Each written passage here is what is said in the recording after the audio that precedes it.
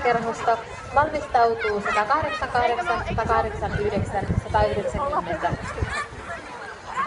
Makseissa radalla 357 Australian paininkoira Uma ja Sara Heimanen ja Savon agility-urheilijat valmistautuvat 359 ja 360. Miniradalla numerolla 71 on Savussalin Terrierin Niina ja toinen kolmannen Järvenpään agility-urheilijoista valmistautuvat 72, 73 ja 74.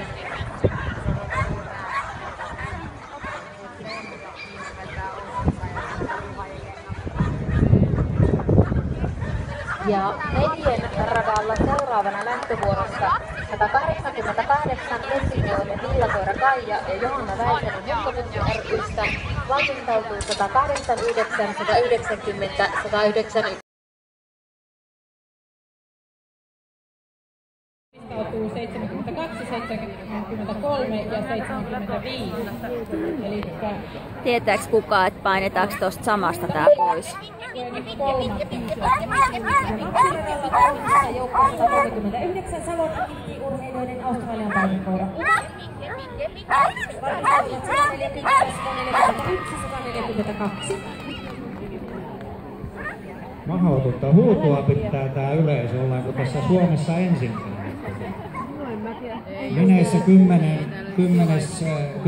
joukkueena Akito Kodoksin Elina Caprio Mailla valmistautuu numerot 11 ja 12 tuloksista sen verran, että Setmanin lammaskoirat tekivät kakkoskoirakolla hylätyn suorituksen, Personit vitostuloksen ja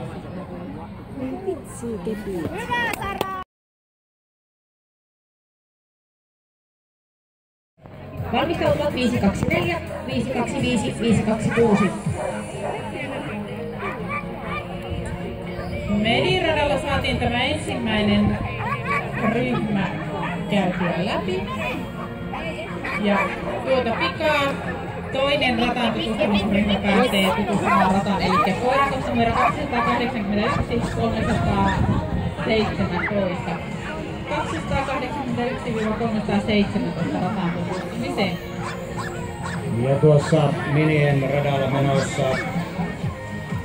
Mariana Korhonen Agility-team Turusta Tapsalla. Ja sen verran täällä on tuloksia. Ykkösenä on ensimmäinen.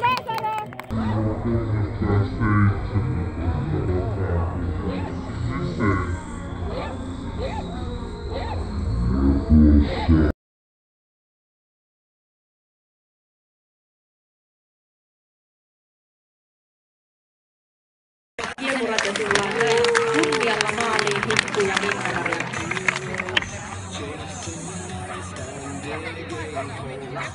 Vuorossa Australian paimenkoira Uma ja Sara Heimonen.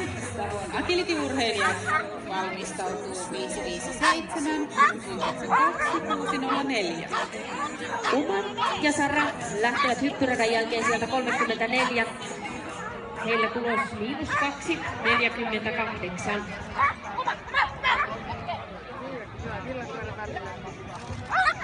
Edelleen riittää, että tehdään puhdas rata ihanneaikaan. Ja kyllä sitä näin niin kuin katsojana kun ajattelisi, että ei siis tuli niitä pari virhettä. Se olisi siitä melkein niin kuin joku tuossa keinuhommassa nyt on melkein poikkeuksetta, kun ne lähtee ottaa lentoteille. Kiire tulee, kun loppusuora